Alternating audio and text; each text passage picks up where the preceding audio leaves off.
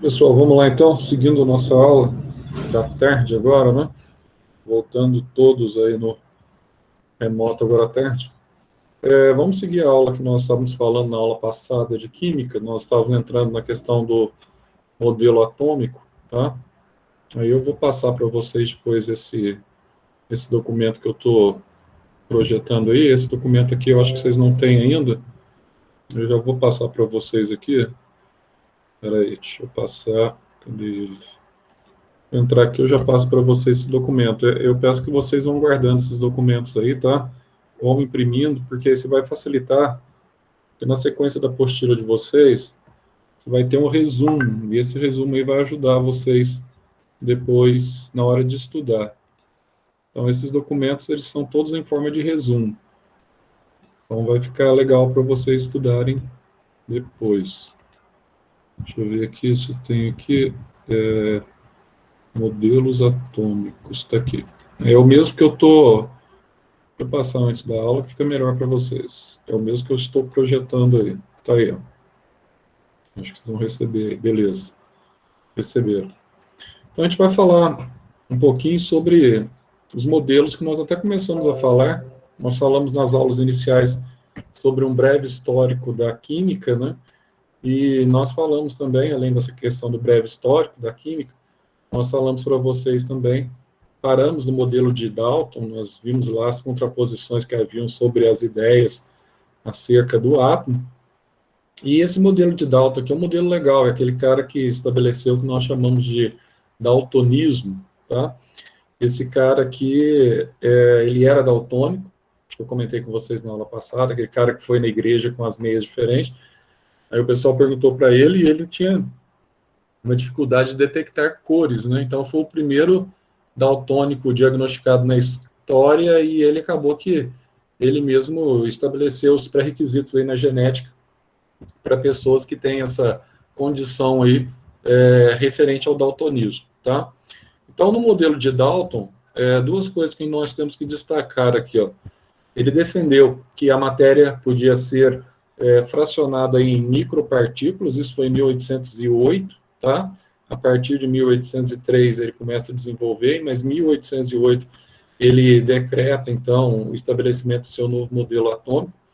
Então ele diz o seguinte, que a matéria podia ser fragmentada, é aquele pensamento de Demócrito e de Leucipo lá no passado, que já contestava Aristóteles, e ele diz que além dela ser fragmentada, ela receberia o nome, então, daquilo que nós chamamos hoje de átomo, tá? Então, de frações bastante pequenas, e essas frações poderiam ser, então, fragmentadas nessas... A matéria poderia ser fragmentada nessas frações, e um detalhe, só que esse átomo, segundo proposto no nome, e segundo John Dalton, já no século XIX, esse átomo ele não poderia ser dividido, tá? Ele era uma estrutura, segundo o pensamento dele, indestrutível, ou seja, o menor fragmento da matéria seria indestrutível e seria também indivisível. Pois bem, então essa teoria dele, tá? Ela foi acolhida a princípio pela comunidade científica, tá? E ela estava, de certa forma, de acordo com alguns pensadores da época, como, por exemplo, o John Dalton, tá? Que é o modelo que ele propõe, né? Que é o do daltonismo mesmo. Então, olha só, ele pensa a matéria de que forma? Ele pensava, por exemplo, se você pegar hidrogênio e cloro, ele já sabia que o hidrogênio era um gás, então aqui você tem uma molécula de hidrogênio, tá? E aqui você tem uma molécula do gás cloro, então H2 e o Cl2 são gases, e eles, em laboratório, ele já pressupõe que toda vez que você une o gás hidrogênio com o gás cloro, você vai formar aqui duas moléculas de ácido clorídrico, tá? Lembrando que quando a gente está trabalhando com H2, ele já tinha vislumbrado essa questão, né? Você está trabalhando aqui com dois átomos de hidrogênio e dois átomos de cloro. Ah, por que formaram aqui? Ah, porque isso aqui é um balanceamento químico apenas, né? eu tenho 2 hidrogênios aqui, eu preciso de 2 de cá, eu tenho 2 cloros aqui, eu preciso de 2 de cá. Sim, é um balanceamento, mas por que você estabelece esses balanceamentos? Porque cada hidrogênio liga-se a um cloro, cada hidrogênio aqui liga-se a um cloro, portanto, eu vou ter 2 gases aqui formados. Então, o problema do Dalton, ele tinha um conceito correto, mas ainda ele não tinha alguns detalhes que foram descobertos depois por Crookes e por Thomson, tá? Então, a princípio, ele acertou no que diz respeito ao átomo, só que ele errou, porque ele achava que, por exemplo, uma estrutura de H2, ele formava uma molécula aqui, e essa molécula aqui, ela não podia ser dividida diretamente, ela podia ser rearranjada, mas ele achava que cada hidrogênio desse aqui não podia ser quebrado, não tinha como você separar cargas desse hidrogênio, que posteriormente é comprovado que cada átomo é possível você separar as cargas, tá? Separar os elétrons, os prótons e nêutrons. Só que nessa época ele não tinha conhecimento de nenhuma dessas condições subatômicas que nós temos hoje. Portanto, ele foi muito importante porque ele consolidou a ideia de que a matéria realmente podia ser separada, fragmentada em microfrações, que ele chamou também de átomos, que eram indivisíveis e indestrutíveis. Só que ele errou, porque hoje nós sabemos que o átomo ele pode ser divisível em frações subatômicas, em frações bem menores, tá? Mas como ele foi o primeiro a apresentar um modelo consolidado, ele ficou muito... o modelo dele ficou muito importante ao longo da história, porque ele foi o primeiro que teve a iniciativa no século XIX de propor esse modelo. Aí o tempo passa, então está aqui ele morreu em 1825, ele nem viu depois que, na verdade, o modelo dele caiu em desuso e que, na verdade, ele estava equivocado. Aí vem esse cidadão aqui, ó, em 1897. Esse cara aqui é o Thomson, tá? Também conhecido como J.J. Thomson, J.J. Thomson. Esse cara é muito legal, e você vai ver a importância que ele vai ter na química, porque praticamente 90 anos após John Dalton ele estabelecer o modelo de um átomo indivisível e indestrutível, esse cara aqui ele vai provar o oposto. Ele vai provar, sim, que o átomo é a menor fração, só que há possibilidade de você fracionar o átomo. Então, na verdade, o átomo ele pode ser fracionado em partículas que nós vamos chamá-las de partículas subatômicas, ou seja, partículas menores do que o próprio átomo, tá? Que estão abaixo do átomo. Mas aí, Zé, quem seriam essas partículas? Bom, aí eu teria, por exemplo, entre essas partículas subatômicas, eu teria partículas positivas, os prótons, eu teria partículas negativas, os elétrons, e posteriormente, já no século XX, 1932, vão ser descobertas as partículas neutras, que são os nêutrons, tá? O que esse cara aqui ele estabeleceu como modelo? O ano passado, a gente falou um pouquinho sobre os modelos atômicos também. Aquilo que eu falei para vocês hoje em aula, nono ano pelo SAS, ele é legal porque você tem a oportunidade de estudar um pouquinho de cada coisa que você vai ver no ensino médio, pelo menos no que tange a física, a química e a biologia, que nós vimos os 3 conteúdos, né, no ano passado. Esse ano até melhorou, porque eles resolveram colocar, fez o correto, né, duas e duas aulas. Eles colocaram 2 aulas de química, 2 de física e 2 de biologia, até porque serão aulas presenciais, né? E tem 2 plantões também esse ano. Eles sabem que o negócio, esse ano, a cobra vai fumar, né? Vai ter que ter 2 plantões, porque alunos com dificuldade, Agora, a provinha presencial vai ser extremamente emocionante, né? Então, olha só, nesse caso específico, nós vamos ver novamente aqui um pouquinho sobre os raios, né, que ele descobriu, que são os raios catódicos, e como foram a descoberta desses raios catódicos. Vamos voltar um pouquinho. Antes de Thomson, na história, ele consolidou a descoberta em 1897, mas, na verdade, quem começou o estudo foi esse cara aqui, ó, o Crookes. Aí você vai lembrar comigo a ampola que ele estabeleceu naquela época, ficou consolidada como a ampola de Crookes, que é esse dispositivo aqui, ó. Você vai enxergar aí, eu vou aumentar aqui agora. Olha só que legal. Tem essa ampolinha aqui, você vai lembrar do ano passado. Zé, o que é essa ampola? Esse cara lá por volta de 1875, deixa eu ver aqui que o Ezequiel está perguntando aqui. Cadê a escola? Por acaso, o conversor HDMI para VGA ficou no seu PC?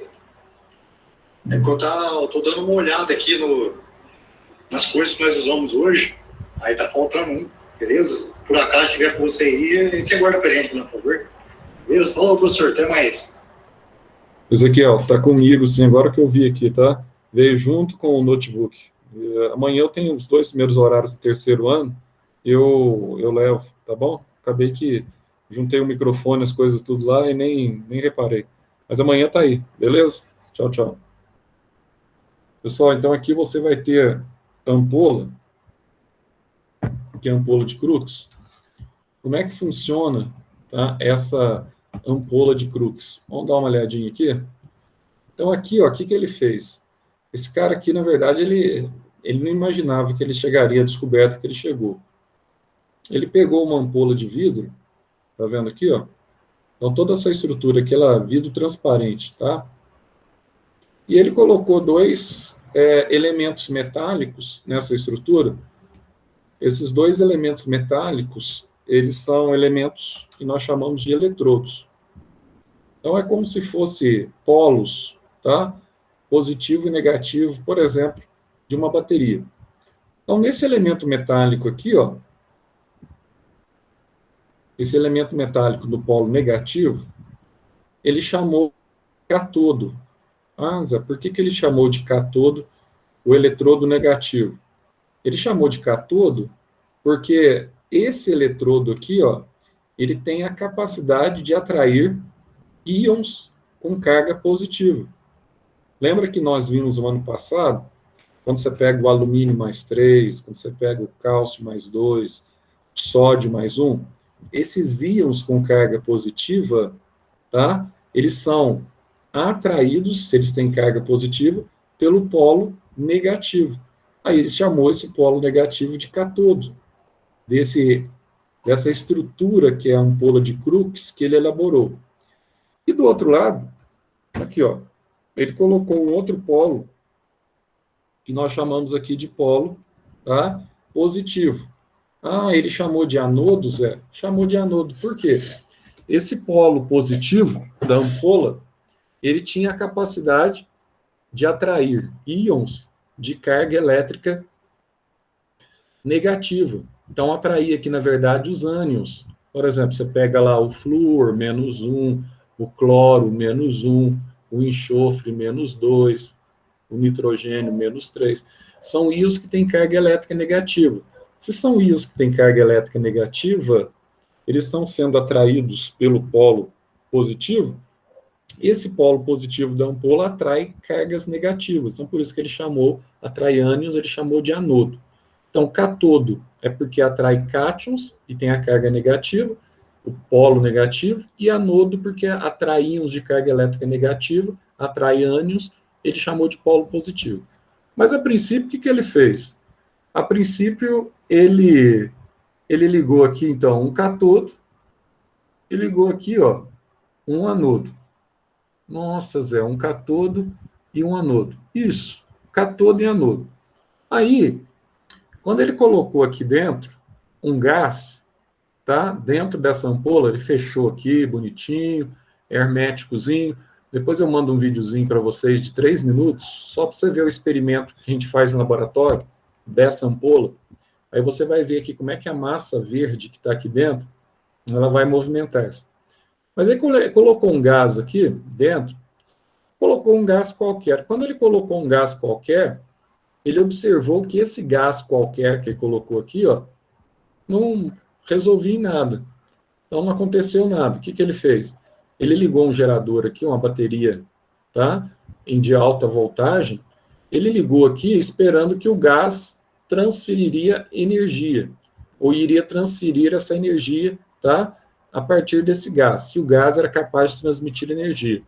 Quando ele colocou qualquer gás, nada aconteceu. Aí ele resolveu fazer o seguinte, ele colocou aqui um gás com uma baixíssima pressão, tá? Então, toda vez que a gente fala de gás com baixíssima pressão, esse gás nós chamamos de gás rarefeito, tá? Ah, Zé, então gás rarefeito é quando ele tem uma pressão muito baixa. Isso. Um gás sob baixíssima pressão. Por exemplo, quando você está numa altitude elevada, talvez isso já tenha acontecido com vocês, você vai no monte muito elevado, sei lá, estou lá no Monte Everest, tá? Ou eu estou lá em La Paz, a 4.000 metros de altitude. Você está num local com altitude muito elevada, a concentração de oxigênio no ar é muito menor. Por quê? Porque naquele local ali o ar é rarefeito. O que significa que é rarefeito? Significa que você tem baixa concentração de oxigênio. Se você tem baixa concentração de oxigênio no ar, então você tem dificuldade de retirar o oxigênio que está pouco no ar. Entende? Então isso é um ar rarefeito. E aqui ele resolveu colocar um gás com baixíssima pressão, um gás rarefeito dentro da ampola. Aí o que ele fez? Ele resolveu ligar isso aqui no gerador de alta voltagem. Ligou no gerador, e o gerador, na verdade, ele começa a transferir aqui, ó, uma corrente elétrica. Uma corrente elétrica que saía, tá, do polo negativo e chegava ao polo positivo, dentro da ampola. Só que quando ele ligou essa corrente elétrica, apareceu aqui dentro, ó, uma espécie de uma luz verde, tá? Uma massa de luz verde. Aí ele começou a observar essa massa de luz verde, ele começou a observar que essa massa de luz verde, ela saía desse polo e ia em direção ao polo positivo, saía do polo negativo e era atraída pelo polo positivo. Aí ele falou assim, pô, mas que coisa estranha isso, hein? E no fim aqui da ampola, ó, você tinha aqui uma mancha luminosa aqui no fim. Aí ele começou a pensar, falou, pô, mas por que será que isso acontece, hein? Por que eu tenho essa situação, né? Aí ele ficou raciocinando sobre isso. Só que o problema dele, que ele não sabia explicar por que havia a movimentação dessa luz ao certo, tá? Mas como os raios que ele estava visualizando aqui, ó, esses raios, eles saíam do cátodo, nessa mancha esverdeada, e vinham em direção ao anodo, ele resolveu chamar esses raios de raios que nós chamamos de raios catódicos. Por que catódicos? Porque eles partiam desse polo negativo, que era o eletrodo conhecido como cátodo, que atraíam cargas positivas, que eram os cátions. Ah, Zé, então aí eu tinha os raios catódicos. Isso, aí você tinha os raios catódicos. Então, esses raios catódicos, ele começou a observar alguns detalhes sobre ele. Primeiro, eles se movimentavam em linha reta. Então, eles tinham uma movimentação aqui, ó, retilínea. Tá vendo aí que eu coloquei para vocês? Ó? Você tem um gás rarefeito e eles estão caminhando aí do negativo para o positivo dentro da ampola de Crookes, dentro da ampola de vidro. Tá? Então, aqui, ó, olha que legal, esses raios catódicos. Zé do céu, então ele sai daqui e vem para cá. Aí ele ficou com aquilo na cabeça, né? Falar, raios catódicos que parte do cátodo. E é uma iluminação, na verdade. Na verdade, o que ele se deparou ali foi com um raio de luz. Tá? Nada mais do que um raio de luz. Bom, aí ele ficou com isso na cabeça, ficou pesquisando sobre isso, E aí ele começou, então, a desenvolver uma série de teorias sobre isso. Então, presta atenção aqui, ó. E essas teorias, elas já são mais elucidadas a partir do Thomson, porque é o Thomson que vai efetivamente descobrir o que nós chamamos, tá, de elétrons, partículas subatômicas. Só para você notar, depois eu coloco o videozinho para vocês aí, mas só para você notar como é que funciona o experimento dele, olha que legal esse experimento, muito bolado, muito bem bolado. Então aqui eu tenho ampola, beleza?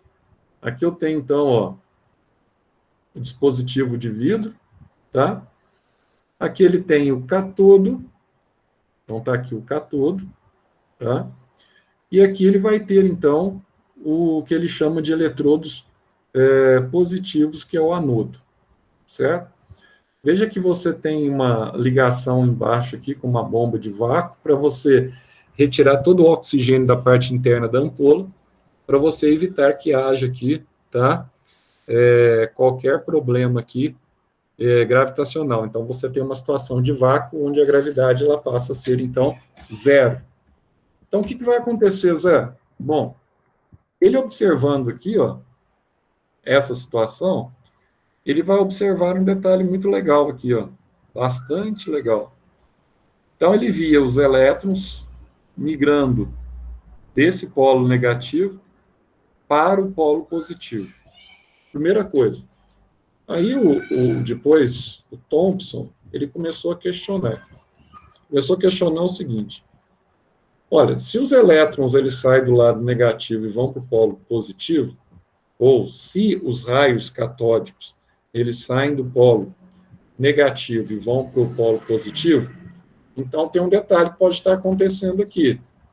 Esses raios, eles são atraídos por esse polo positivo, por esse eletrodo positivo. Aí qual foi o raciocínio que ele teceu e qual foi o raciocínio que ele chegou? Ele disse simplesmente o seguinte: esses raios só podem ter cargas elétricas negativas. Porque se ele é atraído para o lado positivo do metal, no eletrodo positivo, no anodo, ele só pode ter carga negativa. E ele estava certo, tá? Aí o que ele fez? Ele falou assim: bom, será que esse raio que está saindo daqui e vindo para cá, será que ele tem a condição de transportar matéria? Essa foi a outra pergunta que ele fez, tá? Aí ele fez o seguinte: ele colocou aqui dentro, você vai ver isso no videozinho depois, ele colocou aqui dentro, ó, uma polia. E ao colocar essa polia é uma roldanazinha, uma rodinha, um furinho no meio, tá? Ele colocou essa polia para ela ficar rodando aqui, ó, correndo aqui dentro. Mas ela só iria correr se quando o raio estivesse se propagando, esses raios catódicos estivessem se propagando, ele iria empurrar a polia, esse foi o questionamento dele. Será que ele consegue empurrar a polia? Ou será que ele vai passar pela polia? Vai atravessar a polia e vai passar para o outro lado. Aí, quando ele colocou a polia ali dentro, e quando ele ligou o dispositivo da ampola de Crookes, ele já tinha descoberto que esses raios eram formados por partículas negativas, tá? O Thomson, porque ele era atraído pelo polo positivo da ampola. Portanto, esses raios, as partículas menores que compunham esses raios, na verdade, formavam a mancha verde, eram os elétrons. Aí, quando ele descobre que eram os elétrons, ele diz o seguinte: Dalton estava totalmente equivocado. Mas por que Dalton estava totalmente equivocado? Dalton estava equivocado por quê? Porque, na verdade, o átomo pode ser fracionado em partículas que ele chamou, o Thomson, de partículas subatômicas, menores do que o átomo. E uma delas ele descobriu, que eram as partículas negativas, que eram os elétrons, tá? Que estão presentes na energia elétrica, por exemplo, está chegando aqui agora, a partir da luz. Então, aí ele começou a analisar tudo isso e disse o seguinte: bom, será que tem como eu provar de uma outra forma, que não seja pelo o eletrodo positivo, que essas partículas são, de fato, carregadas eletricamente? Aí ele ficou com isso na cabeça. Seria ou não possível? O que ele fez? Primeiro ele colocou a polia lá dentro. Quando o raio passava, na verdade, ele empurrava a polia. Você vai ver no vídeo que o raio catódico, ele consegue empurrar a polia para frente. Por que ele empurrava a polia para frente? Só tem uma situação. Ele empurra a polia porque ele carregava matéria, tá? Então, matéria você tem que ter uma determinada quantidade de massa. Então, na verdade, essa energia, esse raio catódico, ele se propagava em linha reta, como eu disse, e ele se propagava como se fosse uma onda em linha reta, mas um aspecto ondulatório, e ele era capaz de empurrar matéria. Por que ele era capaz de empurrar matéria? Porque essa energia, esse raio, tá, catódico, ele tinha um pacote de energia junto com ele, que nós chamamos de quantum de energia. Então, quando ele se deparava com a polia, esse quantum conseguia empurrar a polia para frente. Então, o raio catódico, outra descoberta que ele fez, ele tinha a capacidade de deslocar matéria. Então, ele tinha uma concentração, um pacote de energia embutido nele. Tá? E outra coisa aqui que eu falei para vocês com relação à carga. Como é que ele podia estabelecer aqui, com precisão, que realmente esses raios catódicos, eles apresentavam aqui cargas elétricas, ou seja, apresentavam cargas a partir do elétron. Como é que ele poderia provar isso? Ele pegou um ímã. Aqui o ímã. Pegou um ímã no polo positivo e pegou um ímã com polo negativo. Aí olha só que detalhe interessante. Quando ele aproximava o ímã, o polo positivo do ímã, na ampola, se o raio fosse negativo, o que acontecia com o polo positivo do ímã? Esse polo positivo do ímã, ele iria atrair, Zé, ele iria atrair um eventual raio negativo, por causa dos elétrons que estavam aqui, ó. Isso acontecia. Ele aproximava o polo positivo do ímã, e o raio de luz, que era o raio catódico, ele se desviava para cima, aproximando-se do polo positivo. Tá? E aqui, ó, ele pegou o polo negativo, ó, do ímã. O que aconteceu com o polo negativo do ímã? Então, aqui você tinha, olha, o raio catódico, carregado com carga negativa. Quando você aproximava o polo negativo dele aqui na ampola, ele fazia isso aqui, ó. Ele se desviava para cima. Por quê? Porque havia repulsão. Negativo com negativo, você tem a repulsão. Ou seja, eles se repelem. Nossa, Zé, é verdade, eles estão se repelindo aí. Exatamente, eles estão se repelindo. Como eles estão se repelindo, isso prova que o raio de fato era negativo, porque eu aproximei a parte negativa da ampola e ele se repeliu. Então, positivo, ele aproximava o raio, o polo positivo. E o polo negativo, ele desviava o raio para o sentido oposto. Isso provava que esse raio realmente era formado por partículas negativas e que essas partículas negativas presentes no raio, que também era capaz de empurrar matéria, elas eram conhecidas como elétrons. Portanto, a grande descoberta de Thomson foi que esses raios catódicos, que vai falar tudo isso que eu estou falando para vocês aqui, ó, eles eram capazes de transportar matéria. E outro princípio aqui interessante, ó, você vai enxergar aqui, ó, olha o que acontece aqui, ó. Ele falou, será que realmente é só em forma retilínea que esses raios catódicos eles se propagam? Aí olha o que ele fez aqui, ó. Ele fez um teste, tá? Qual foi o teste que ele fez aqui, ó? O teste que ele fez foi muito simples. Ele colocou dentro da ampola aqui uma cruz. Aí o que ele ficou pensando? Ele pensou o seguinte, esses raios não vão conseguir atravessar a cruz.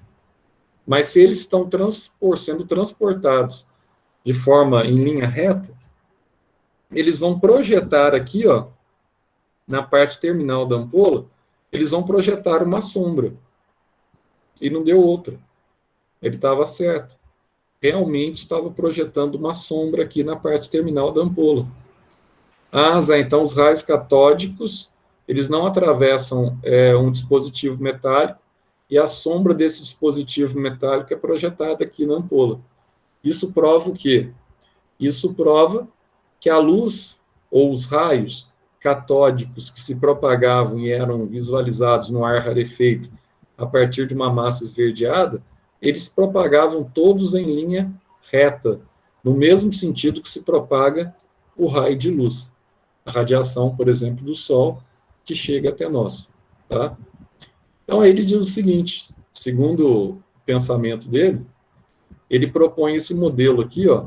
Então, veja, o primeiro modelo, que é o modelo de John Dalton, que foi questionado e foi derrubado, tá, por Thomson, quase 90 anos depois, ou mais de 90 anos depois dele propor o modelo. J.J. Thomson, ele prova que o átomo ele pode ser fracionado em partículas menores, que são os elétrons. E o modelo que ele propõe é esse aqui, ó, é o modelo conhecido como modelo de pudim com passas. Nossa, Zé, que negócio doido.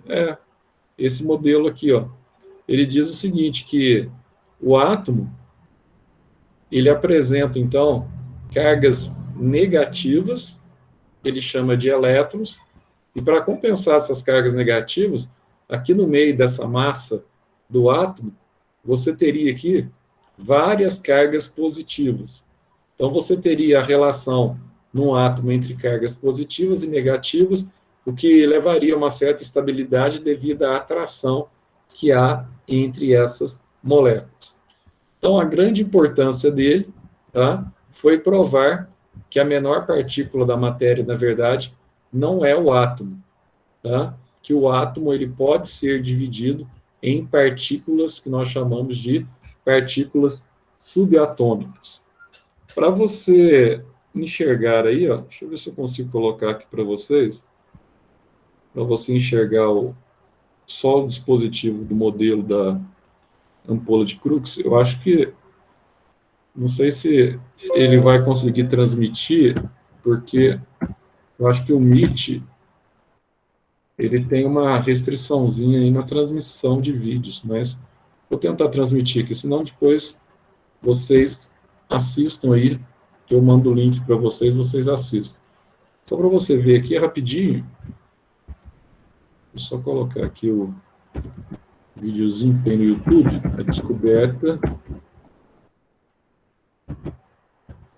do elétron. É legal.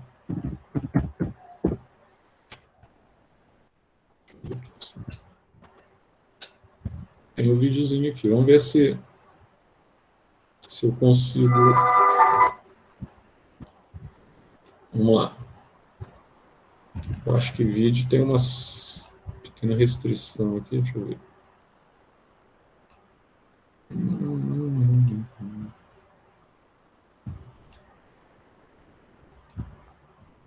Deixa eu ver se eu consigo transmitir para vocês.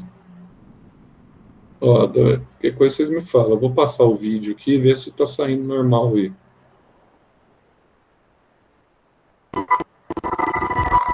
Ele corta, né?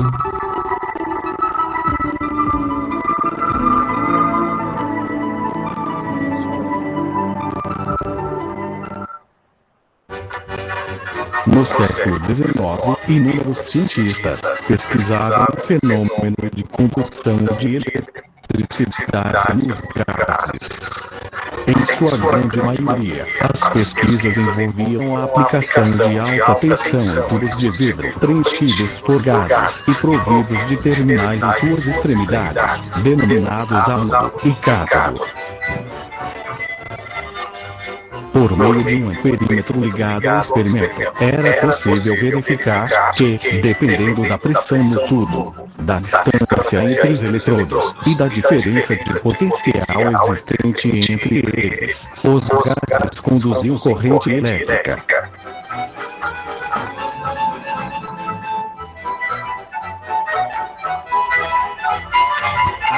Durante a execução dos experimentos, os cientistas perceberam um fato inesperado. A corrente elétrica era indicada no amperímetro mesmo quando havia somente gás rarefeito dentro do tubo. Querendo descobrir por que esse fenômeno ocorria, no ano de 1875, o físico e químico William Crookes construiu um tubo curvo, produziu certo grau de vácuo em seu interior e aplicou alta tensão em suas extremidades.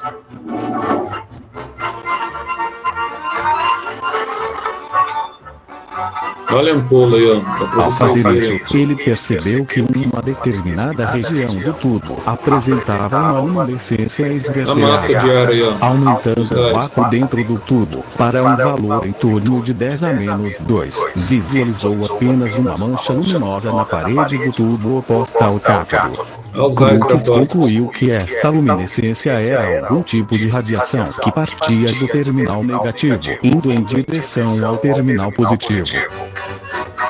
Essas radiações foram denominadas de raios catódicos. No entanto, Crookes não conseguiu determinar a natureza das mesmas.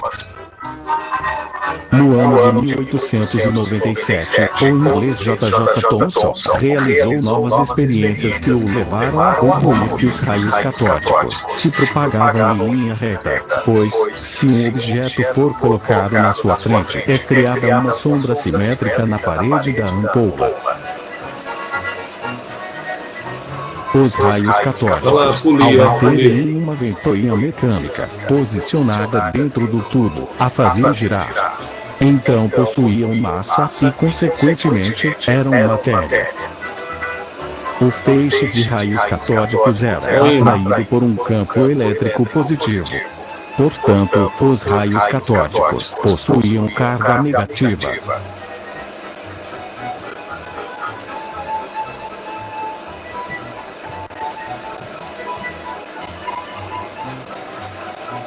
Inverteu agora. Lado positivo atrás. Depois de vários experimentos, J.J. Thomson também conseguiu determinar a relação entre a carga e a massa dessas tais partículas, sendo este valor 1,7 vezes 10 elevado a menos 11. Thomson é considerado o descobridor do elétron, porque lançou a hipótese de que esses corpúsculos negativos eram partículas subatômicas, estando presentes em todos os átomos, e sendo, portanto, constituintes universais de toda a matéria. Diante de sua descoberta, Thomson propôs uma representação do átomo como uma grande esfera positiva incrustada por pequenas esferas negativas, que seriam os elétrons.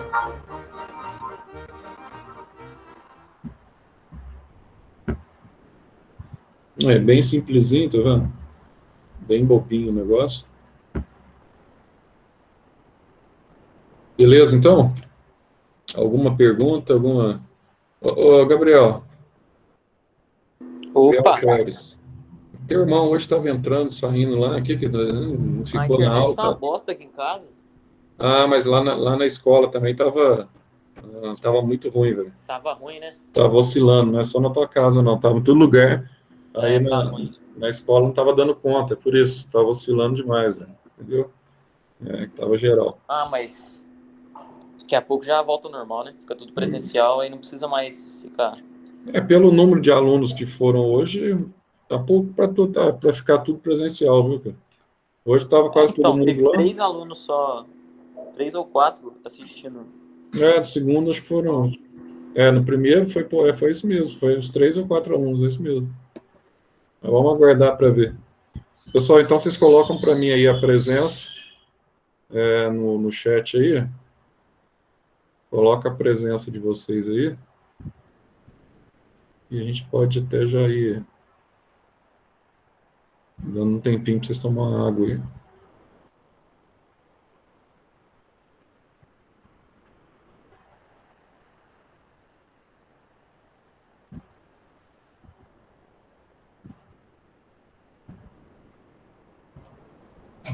Todo mundo já.